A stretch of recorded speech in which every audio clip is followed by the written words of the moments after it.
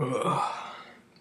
It's April 20th, 2015, and I wanted to make a video including a few weapons that I didn't extensively cover in my previous videos. The first one being the ash bow staff, which is the first bow staff I learned. Later I learned a lighter bamboo bow staff, which is faster, although oak has a lot more durability. Um, and of course it's a hardened oak, but there are also iron staffs that I used with my brother and fought with flaming staves, and I would say that they're a little bit more durable, especially when you're going up against things like swords in combat traditionally. Additionally, I have a machete here, and I haven't extensively used it. However, it has a carrying sheath and whatnot, but the main thing about a machete is it resembles a lot like the broadsword, as you can see, and it has a similar build used typically for just going around and cutting through thickets and whatnot, but it has the serrated blade on this side for cutting shelter and whatnot when you're out in the wild, although it's surprisingly sharp and durable. And if you don't have access to a traditional martial arts equipment, it's an inexpensive way to get a sword. If you have the assets, I would suggest going to a good company such as Mantis Swords, or something tried and true that I've tested, which would be coldsteel.com, and picking up some weapons there. And they have various styles from Filipino to Chinese to Japanese, whatever it is that you find to be the sort of choice for you. Now I can give you my personal suggestions, but it's all up to you. Personally, I feel that Japanese weapons were superior in many ways, and I think if it wasn't for the nuclear bomb, they may have defeated us. I mean, it's likely, considering the training their warriors had and the fact that they carried swords as well as guns. And I think that put them in another league as far as combat goes. And then, of course, when you look through history and you look at the great warriors of the time period where martial arts flourished, when that was the primary way to protect yourself and your family, you see that China basically had the trump card. They were larger, they had more facilities dedicated to martial arts. Once the Chinese immigrants got to Japan, depending on what story you believe in, they eventually evolved to a level where there was the subterfuge of the ninja, and you can see ninja castles or documentaries where they had hidden rooms where they would roll behind, and it was the average citizen fighting against the samurai or shogunate because of the oppressive laws in place, placed by certain dictators of the time. And then you look at the differing types of weapons, and you look at European blades, and of course you can go online, and of course they have various TV shows that scientifically analyze and use various tests to see which weapons are superior, and so far the katana remains superior. I like the shorter version of the katana. I wield two of those, but any sword would have either a slashing or stabbing effect. When you're looking at fencing blades, it was primarily stabbing. Now they're very thin, because most people don't wear armor nowadays. It would make sense that that type of weapon could still be effective.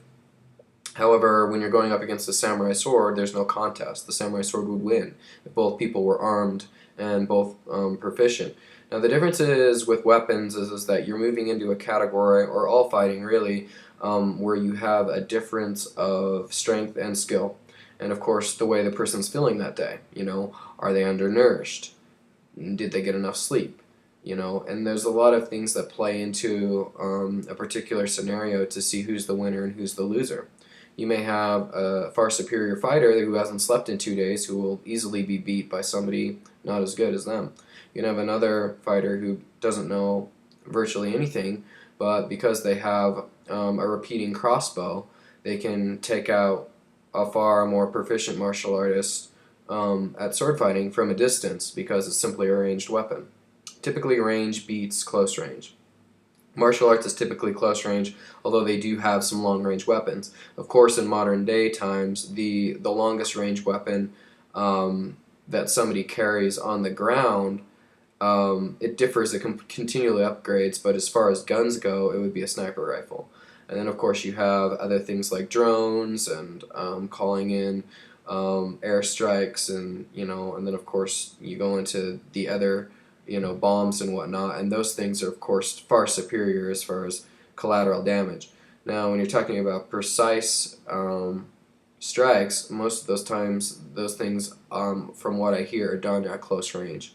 So you are looking more in the handgun range of things. I mean, maybe Uzis or guns similar to that, but it's usually in our day-to-day lives, if you're going to have a gun pulled on you, a knife pulled on you, a club pulled on you, it's probably going to happen within 5 to 10 feet of where you're actually standing. That gives you plenty of time to use martial arts and self-defense. Now, preferably, I wish there was a comfortable type of Kevlar because, armor is your best defense, but light armor, except for the fact that armor weighs you down, makes you slower. So this is a very minimalistic piece of armor that just protects my shoulder when I'm using polyurethane weapons. Now, those are excellent to train with. They're similar to wooden bowkins, although they are a lot stronger. So I wanted to mention those two weapons, and basically when you're looking for a weapon, you need to decide if you're going to want a slashing, a stabbing weapon, or both. And there's the Tai Chi swords, there's big, huge swords that were meant to slay horses and things like that, and they would have like a really,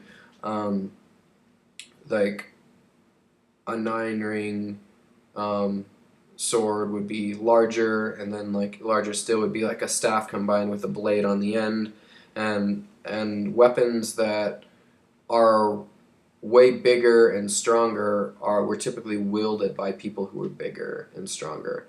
So you need to pick the correct weapon for your body type.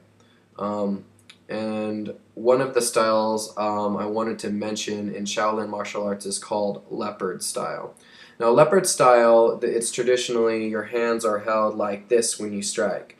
So when you strike, it's held like this, and you're striking with this palm. Now, they're all about being fast and stealthy, but also strong. That style I incorporated a bit, but being as tenacious as I was, I didn't really skirt to the side as much, mostly from the standpoint that I'm a fire tiger sign, I'm a Leo, I attack.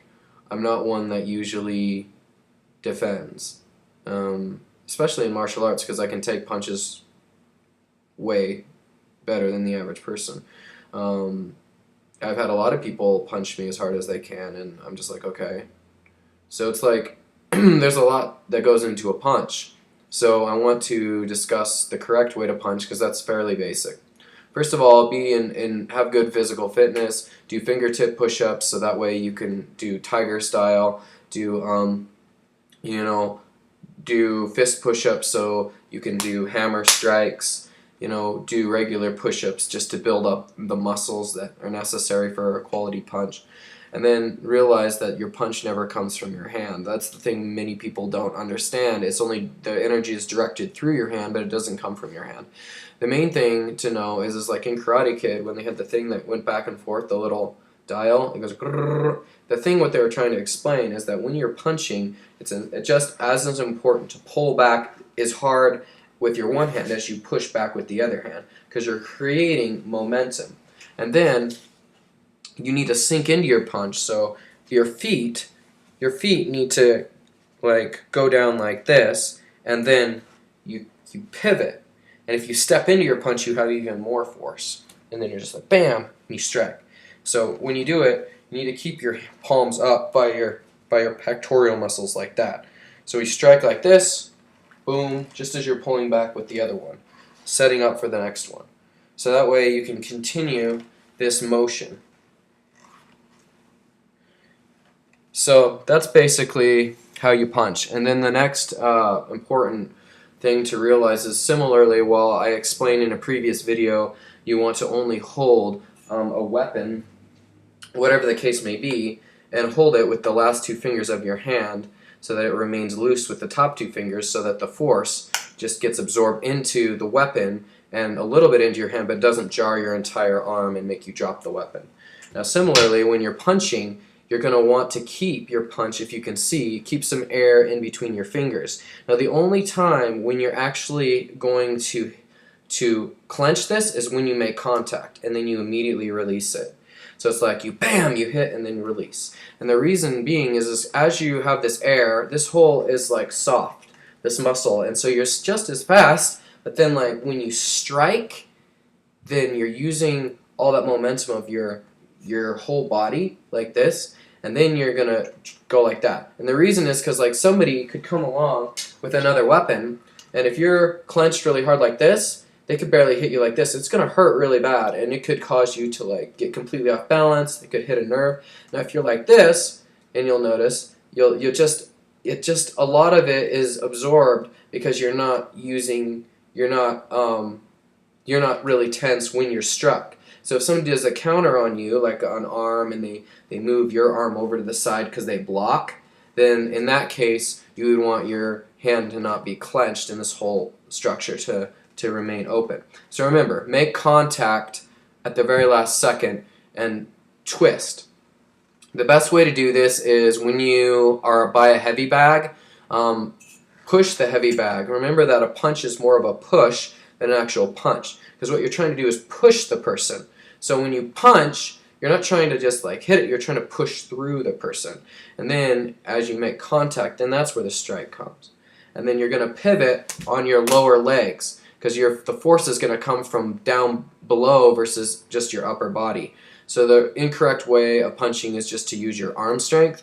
The correct approach is to use your entire body to strike.